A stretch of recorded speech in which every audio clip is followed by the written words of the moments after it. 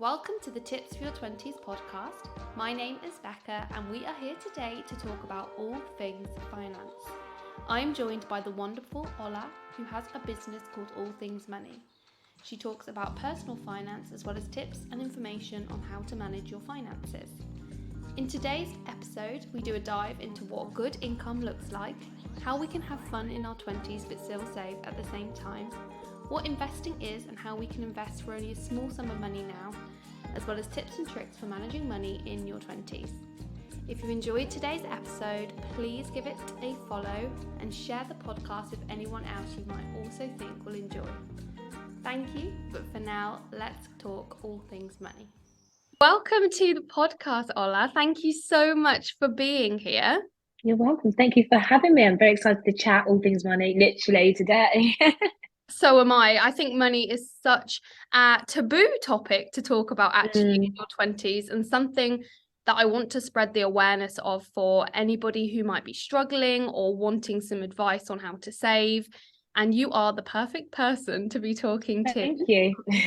So, Thank you. I'm looking forward to it. Amazing. Let's get cracking straight away. And can you tell me a little bit about you and your experience with finance and money and where it all began? Yes. So I'm Ola. I'm 25 and I'm the founder of All Things Money, which is a personal finance platform that teaches young adults how to manage their finances. So I cover everything we're not taught about at school, because I'm sure many people listening will relate to the fact that they don't really get many lessons about money or finance in school. So yeah, kind of built it to teach people everything from budgeting, saving to credit cards, mortgages, everything else in between. And I started it in 2020, fun time called a pandemic, where I finished university very early because obviously all my exams got cancelled, graduation got cancelled. It was a rough time.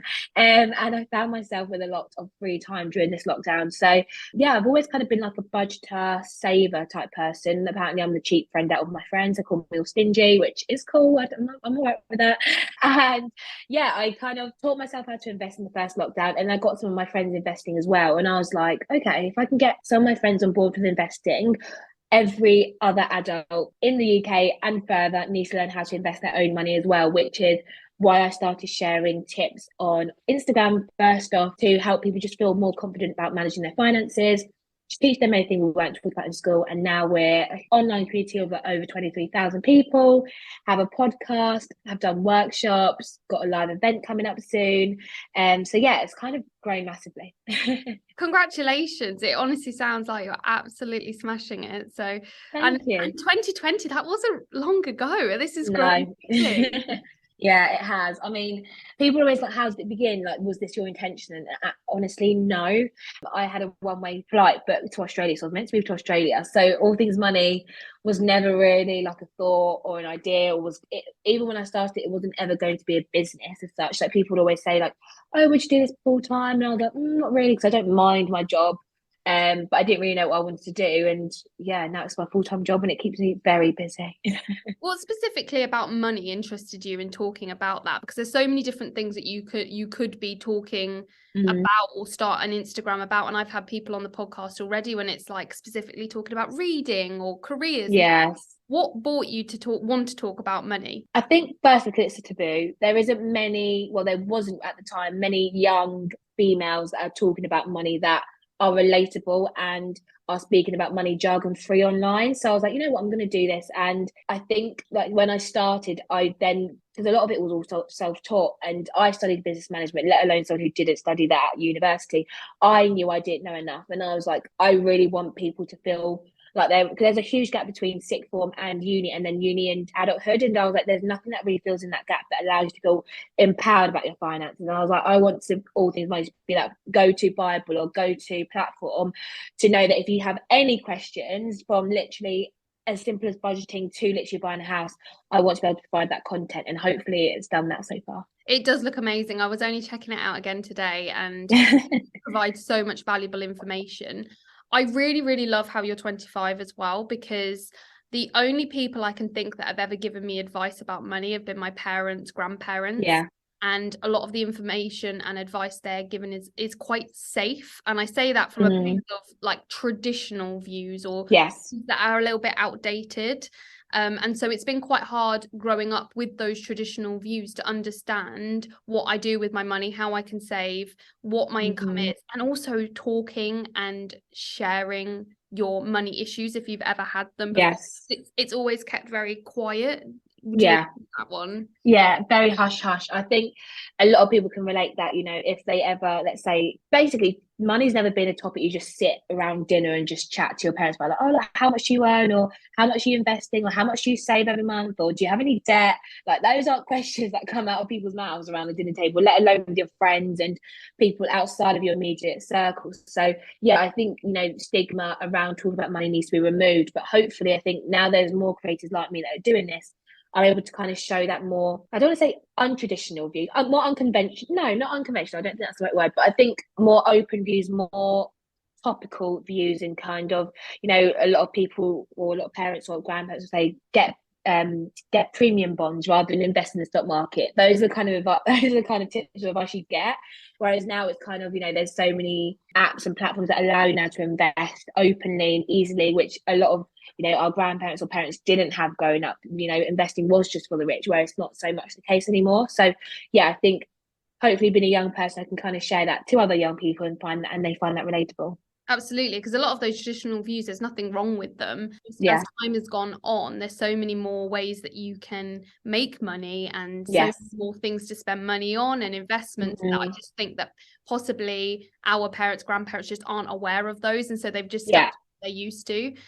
On TikTok, I've seen quite a lot of, and I don't know if you've seen this too, going up to people in the street and asking them how much money they're on, and it's been really interesting seeing people's responses. And I feel like that's actually been a really nice shift of people becoming more open about how much they're earning and in the careers that they're doing, which brings me into my sort of first topic, which is all about income. And what point are we in control of how much money comes into our bank accounts? That's a good question. I think two different answers for two different people. So if you're in university, you're just going to be given your money, your student loan, you're in control of your finances then. And when you've got your first job, you're in control of your income then. I think, you know, a lot of us are more in control of our finances than we realise. I think a lot of people get given their money, they're like, oh, I don't know what to do with it. Or because I think when you get your first paycheck, especially, you're just very overwhelmed by, like, firstly, you have the numbers on your payslip, the jargon on that, and then also what you have to do with it, whether or not you're renting. I think people still feel that same sense of overwhelm. So yeah, I think you're in control of your finances from the day, like from the minute you have your own bank account. So, you know, my first ever bank account was when I was 11 years old at Barclays. And I went to boarding school, so I got given pocket money that I had to manage. So yeah, I think it kind of ranges from when you ever had your first bank account and when you were first given your pocket money, I guess. Absolutely. And I think everybody is at different stages with that, because I remember during university, I would get given money from my parents, and I would also get given a student loan, but my student loan didn't cover my rent and things like that. Yes. So I had quite a tough time managing money, whereas I had friends who had a student loan, but their parents were actually in control of that and gave them sort of like an allowance every month. And I don't know what the best way is, if I'm honest. I don't know whether drip feeding somebody money every month or every week or having it all at once. I don't know what the best sort of outcome or solution is for that, so that you then know how to manage your money a lot better. But yeah, that's something we can talk about a little bit more with sort of university and things like that. Yes. Universities are a hard time for managing money. But what is a good income? So if somebody goes into their first job, what's a good income would you say that they should have? Because when you first get your, you know, first full-time job, you might look at your pay slip and you might be earning $1,000 less than your friend, and then you might think, actually, I'm not doing very well. What would you That's a hard question. And you know, when running this platform, I've learned that people really like to know the specifics, like how much should I have in my savings account, how much should I be investing? And sadly, personal finance is personal to you, so I can't really say what the perfect amount of income is for you, because only you know your personal situation. So when I first came out of uni, one of my first jobs was like 19 grand, which compared to all my friends was literally a laughable wage. But for me, I lived at home, so I had still maybe double the amount of disposable income they might have had, and they had nearly double my income.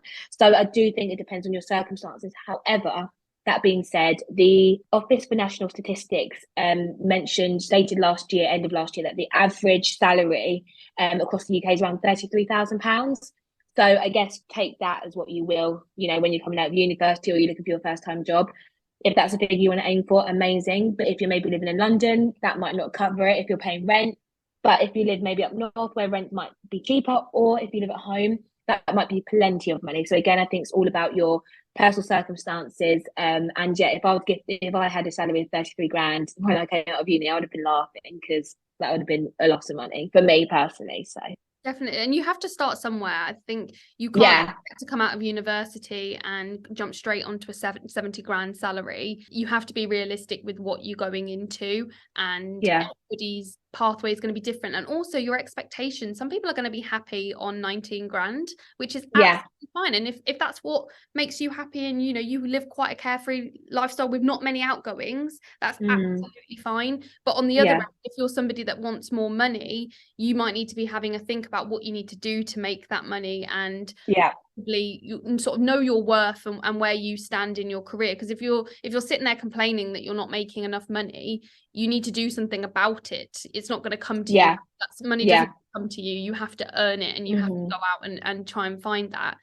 And I guess that before you kind of like go into like the next question, I think what I find really interesting as well, or what I've learned actually, not like I'm like in my 30s giving tips to 20s, but I mean in the thick of my 20s now, I've learned that comparing to your friends really doesn't help. It's very easy to say, oh, my friend's renting in London, or my friend's on like 100 grand. Well, I mean, we can't all be our friends. So I think what you've really got to learn is what works best for you. What do you want in your career, or what is a healthy enough salary for you to live off, and go from that, and block out the noise that all your friends might be screaming about. Because I know friends that are maybe only 100 grand but hate their jobs, or I've got friends that are on like 35 grand and absolutely love the job they go and they go into work every day with a smile on their face. So again, you can't compare.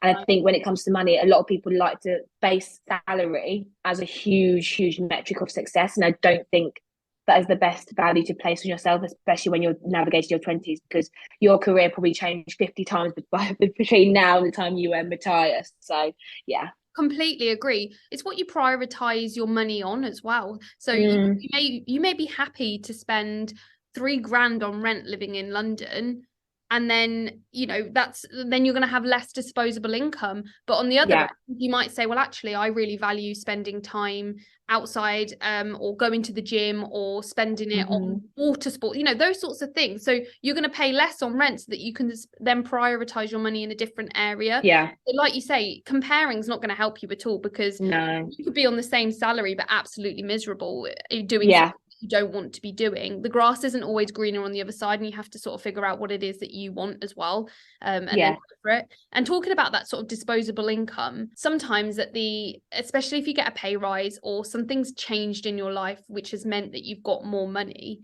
managing the disposable income that you have can be really, really difficult. How can you, when you've had a big change in your salary, manage your income so that you are not just getting yourself into debt at the end of the month? So that's a really, really good question. I think it all comes down to a budget, and now everyone always rolls their eyes at the thought of a budget, and they think it's boring, they think it's difficult, but honestly, a budget sets the basis for everything. So working out what your income is and what your outgoings are. And let's say you've had a huge change of circumstance, you won't know what your you don't know what has changed until you've actually sat down with your finances, because you might have lost your job, but you might actually still be able to afford X amount of months to live off because you have savings. So you need to work out what you actually have coming in and what's going out. And then, if you do have disposable income to live off despite your change, then amazing. But you might also find out that you're not in the best possible position because of X, Y, Z. So, and then seeing that allows you to then reassess your situation, be like, okay, I might be short of X amount. How can I get X amount? So that might be, creating a side hustle or getting an extra part-time job, etc., etc. But you can't really put those systems in place until you know how much you're short by or how comfortable you are. So yeah, it all comes down to having a budget. Completely. Sometimes as well, I've found in the past, I think that I've got more of a disposable income than I actually do. And it's Yeah. only through then, like you say, doing a spreadsheet where you can look at your incomes and outgoings that you go, oh God, I actually spend more money on food than I think. Or Yeah. I forgot that I have to pay pet insurance every month. Those sorts of Mm-hmm. things that are small, they really build up. Yeah. At the beginning of the month, you're like, great, I've got a lump of money to spend. I'm going to go and spend it on clothes and Mm-hmm. things, which is what I sometimes do. And then I go, oh God, I forgot about that outgoing. And it's having that Yeah. spreadsheet that really helps you to keep on track and updating it regularly because, oh, I hate to say it, but the cost, the inflation, everything going up, you can't have one spreadsheet for 5 years. Things change and your circumstance changes, and there's going to be things that come in and out. The cost of your car might go up, fuel goes up. It's horrible to talk about, but it's realistic, isn't it? Yeah, it is. Yeah, it is just times we're living in at the moment, sadly. But yeah, I think as well, like just even knowing your financial situation, because there's so many people I speak to and they're like, I want to save this amount, or I want to invest. But I'm like, okay, but how much can you afford to save, or how much can you afford to invest? And they can't give me an answer. So there's something about financially empowering, knowing where you stand financially, and then you can be like, oh, actually, I realize I've got maybe a little bit more than I thought I had. So maybe I might have £50 extra to invest in the stock market, or maybe I actually do have an extra £100 to go towards my future holiday. You never know. So I think there's something great about knowing that you have X amount, or just knowing where you stand financially. And also I think it goes with saying as well that a budget doesn't have to be restrictive. Like a budget can change every single month or every single week if you need to, because we can't, like we said, we can't predict the future, and you don't know what outgoings are coming in or going. Sometimes good things change. Loads of subscription services are increasing their prices at the moment. So yeah, it's always good to remember that your budget can change, and it's okay if it changes, and it's okay if you don't always stick to it either, because I feel like some people punish themselves because they might not be great at staying within budget. There's nothing worse though than that feeling when you have, let's say, £300 left over at the end of the month. You put £250 into your savings, and then you find yourself taking money out from your savings into your main account. And I think that's when you have to be so realistic with yourself, going, can I actually save this? What is my disposable income that I can spend on whatever I want, and what needs to go into savings? Because I've been in that situation where I'm like, I love seeing my savings go up, but come on, let's be realistic. If I have to live during the time, and I don't, it's not a nice feeling taking £50 out into your main account every day because you haven't been realistic with yourself. No, exactly that. When we spend money, and this goes back to university, a lot of people might have the attitude of, I just really want to have a good time, but I feel restricted with the money that I have. How can we continue to have a good time whilst also being on a budget? That's a good question. I think firstly, again, finding out what your situation is financially and how much you can actually afford to spend at uni. And I think uni is really hard because you want to try and balance a good social life, have the best time of your life. Everyone says that all the time, but then also being realistic and sticking within your budget. So I think it's good to work out how much you can afford to spend, and then also being realistic with yourself and being like, okay, this is how much you can afford to spend, and having that honest conversation with your friends, because it's all good and well, like like we've touched on, everyone has different situations in university. So I had a full maintenance loan, but didn't necessarily have a huge amount of extra income coming elsewhere. So I had to solely rely on my maintenance, whereas other people had maybe parents gifting them money, etc., etc. So it's good to find out where your friends are at as well, because then you can plan around low cost activities maybe, or you might think, okay guys, we're all in the same boat, let's maybe just not go out tonight, or XYZ. I think it all comes down to having honest conversations with your friends, and also having low cost activity alternatives, so like dinners in, like as a group doing that, or when it's in the summer, we used to have like barbecues out in the fields, which were always good. And there's so many other low cost activities you can kind of take advantage of. I think people often overlook. And honestly, like now that I've finished uni, I'd do anything just to be sitting on a field for free with my friends.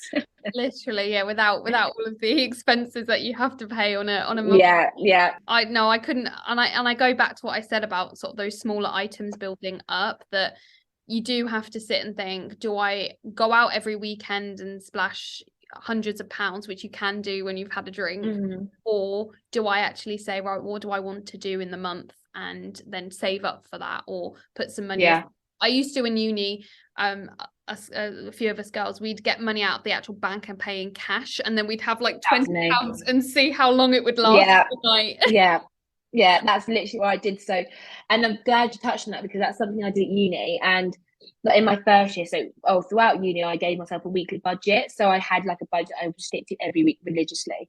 And first year it was just cash. So I used to spend cash only for my weekly budget because again, it makes it more painful to spend that money, especially if you used to go to the library or your lectures maybe went so close to lunch that you might just buy lunch out. And I remember like having time it was like £50 a week. I don't know how I lived off that, but so it was like £5, £10 notes, and I'd see it and I'd be like, well, this has got to last me. It's got to last me my sports night and my like night out in the student union on Saturday. So I was like, so I'm just gonna do my food shopping, and the rest has to just last me. So that really helped. And then forward to second year, then use Monzo, and again the same kind of rule applied that I would only go out with my Monzo card, and again that just allowed you to still be sociable, absolutely, because I was very, very sociable at university, but it meant that if I wanted to go out on the weekend, then I'd reduce my spending Monday to Friday just so I knew I could afford a night out on the weekend. Because realistically, I mean, as much as I did it in first year, when I got to second and third year, I didn't need to be going out like Monday, Tuesday, Wednesday, Thursday. So it is a hard time, and I like to be really honest in these podcast episodes, and I wasn't very well educated on my draft throughout my whole uni days. So when I first started, I remember going to HSBC. It was Santander, and getting the my card with them, and they gave me a free rail card, I think for Oh yes, yeah, and I had an arranged overdraft of £1,500. By the end of university, I'd maxed that and I had spent all of my money. And I think a lot of people were also in that situation, or might be in that situation now. And it felt horrific at the time. But I didn't understand fully what an overdraft was.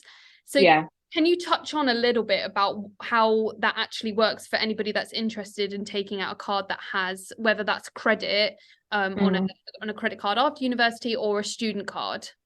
Yeah, good question. So when we talk about overdrafts, an overdraft is if you're talking about an arranged overdraft, that means that you can overspend the amount of money you have in your bank account. So let's say you have £100 in your bank account and you're maybe in Primark and your shopping's £120. Your arranged overdraft will allow you to spend that extra £20, but that £20 you spent over doesn't mean it's free money. It's money that you've borrowed from the bank to facilitate that shop.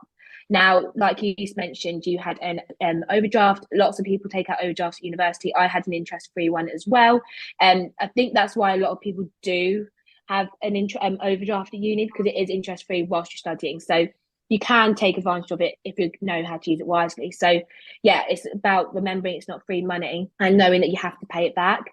And I think a lot of people, and there's nothing wrong with having to borrow money sometimes.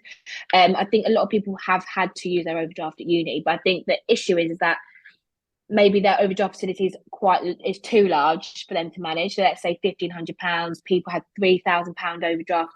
That limit is crazy, especially if you've never borrowed money before. So yeah, I think banks probably need to do a better job of teaching young adults how that kind of works, and just also us young adults to remember that it isn't free cash. Now, when we talk about credit cards are slightly different in the fact that you are spending the bank's money on a separate card. So you've got your debit card, which is money that you have, and then your credit card is money you're borrowing from the bank. So again, it's not free money. There is interest on that credit card as well if you don't pay it off in full every month.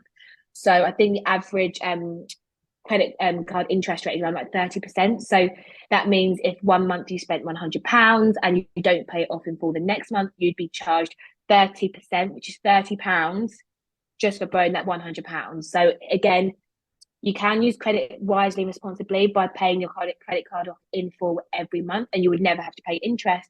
But sometimes not everyone has systems in place that allows them to do that or can afford to pay off their credit card in full. So yeah, again, it's really important to remember the different dangers associated with borrowing money.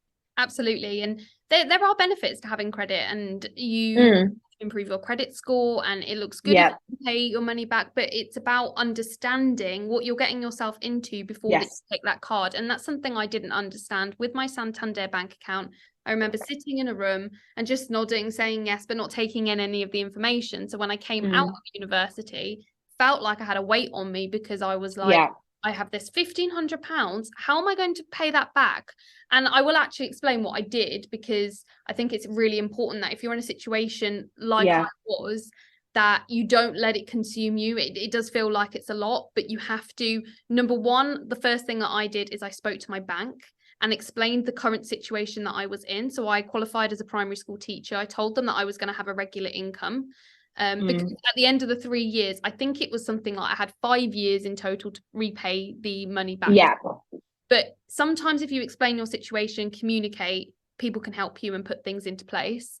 And then I literally every single month when I got my salary, I think I had about £200 that went straight into paying that off.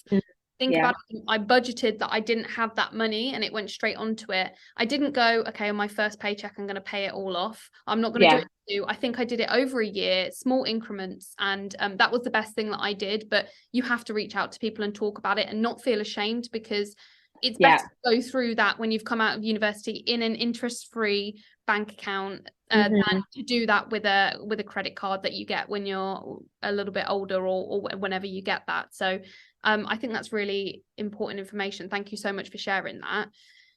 When we come to spending as well, a lot of people don't have a lot of money or disposable income, or are really tight on money in their 20s because everything is so new.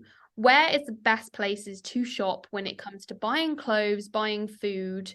I mean, I feel like you turn on the television and it's like M&S, Waitrose, and those are lovely places to shop, but they don't always have deals on. Where would you recommend? Yeah, so that's a good one. So obviously we spoke prior to the recording, we kind of talked about like shopping like Vinted, eBay, Depop. Those are great places at the moment. And also like, you know, your traditional Lidl and Aldi. But I'd go one step further and be smart with how you're shopping rather than where. So at the moment, well, I've always used cashback websites, but I think now more than ever, people need to take advantage of cashback websites. So these are websites like Quidco and Top Cashback that allow you to earn a percentage of your money back when shopping through certain retailers. So for example, I might visit Top Cashback because I want to do a shop on ASOS. They have ASOS listed as one of their retailers. I do my shop on ASOS as normal, and I might be rewarded 5% of my money back just for doing my shopping on ASOS. So that is an incredible tool that loads of people need to utilize if you haven't heard of them before. And then now there's apps such as Cheddar, that again is also another cashback app. But what's clever about that is that it connects your bank connects to your bank account. So if you're maybe shopping in Greggs, for example, Greggs might be a listed retailer on their on their app. You might get rewarded 2% cashback just for buying your Greggs sausage roll. So yeah, I think people are kind of stuck in their ways or have already changed the way they're shopping. I think it's how you then utilize that one step further. So yeah, my tip would be to use cashback websites. I really like that. And we spoke about sort of selling clothes, buying clothes, really good. Something that I've been doing is I'm only allowed to spend money on clothes on Vinted when I've sold something as well. So okay. On the app, and then I can only spend money that comes into my balance. So that is clever. It is helping a little bit.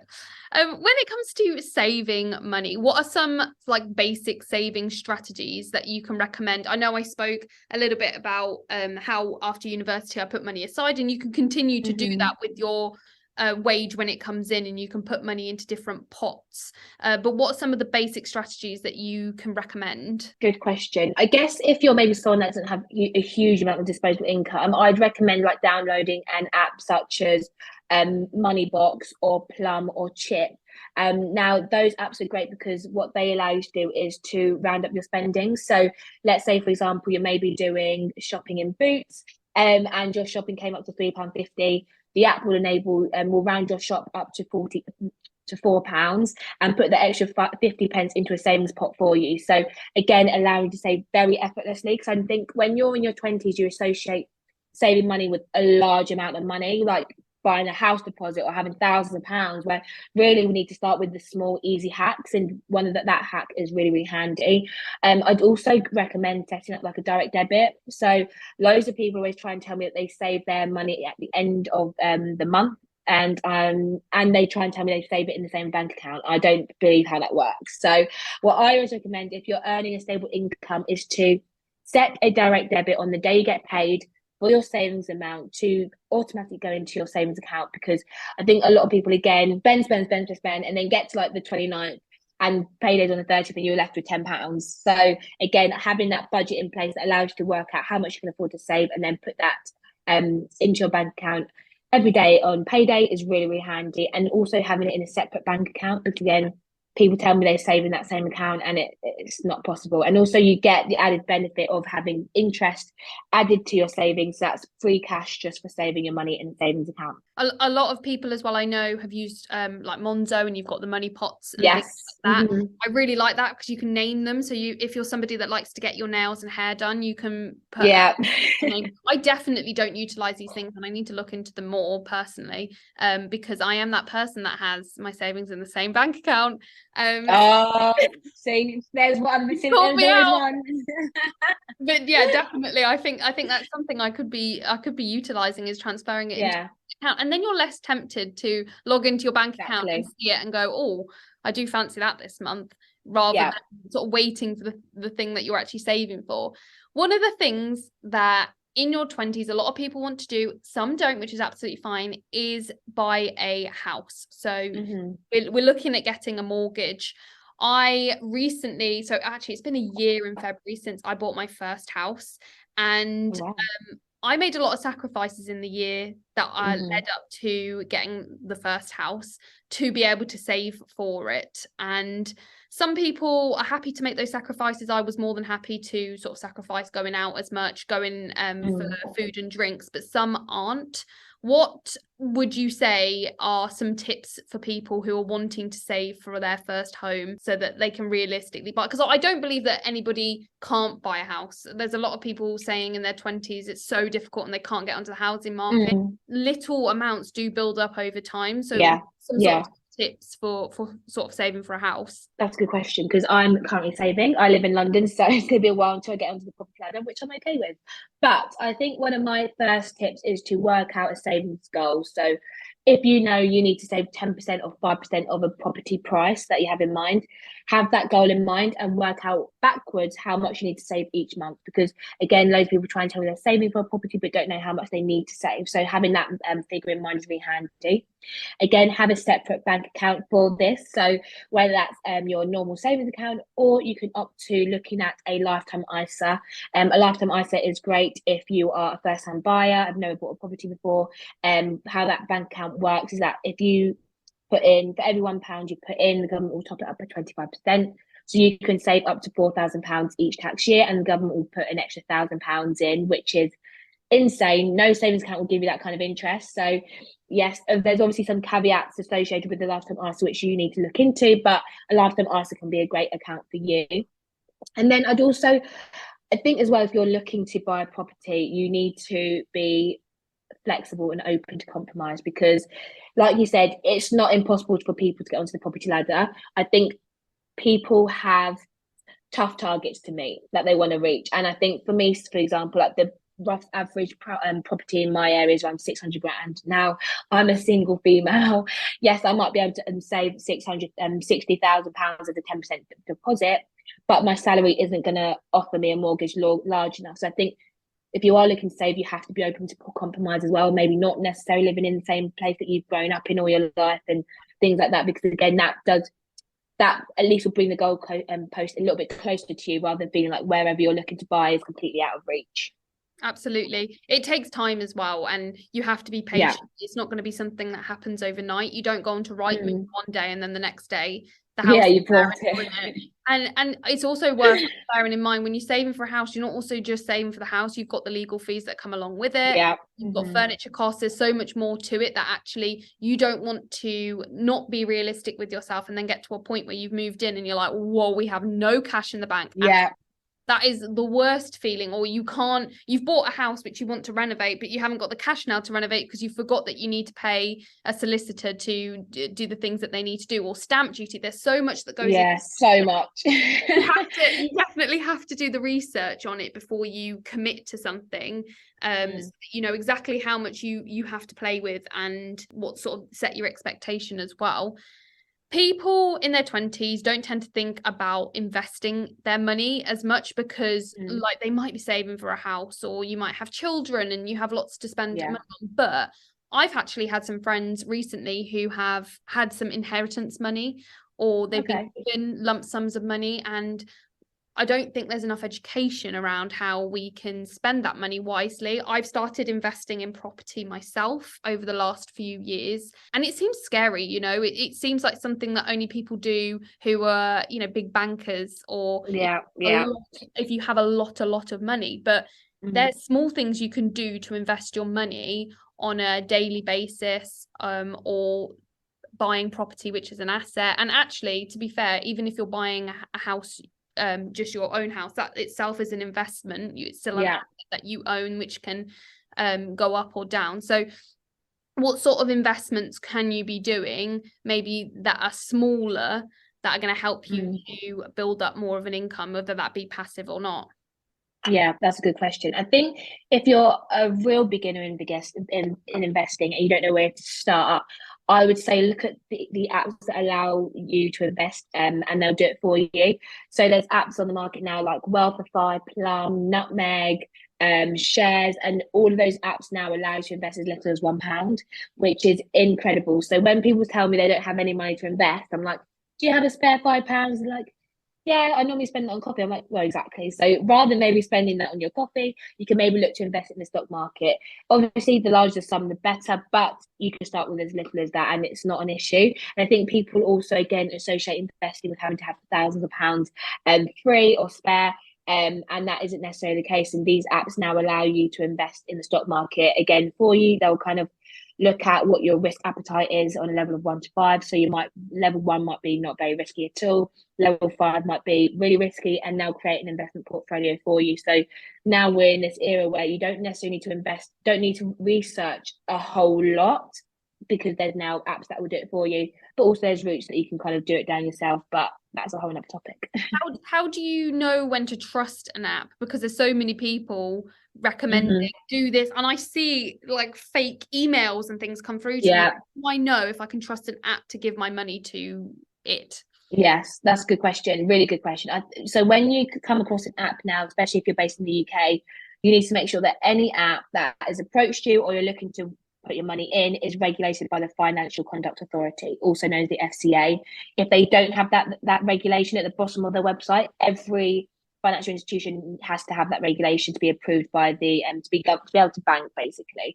That it has to be stated there. So if they don't have that regulation, stay clear. That goes for the same as someone offering to invest the money for you. If they don't have an FCA regulation, or they're not a qualified financial advisor or financial advisor or financial planner, stay clear from them again, because money, we work so hard for money, the last thing you want to do is be scammed for it. So definitely check FCA regulation, and every financial institution in the UK needs to be governed by that and approved by them.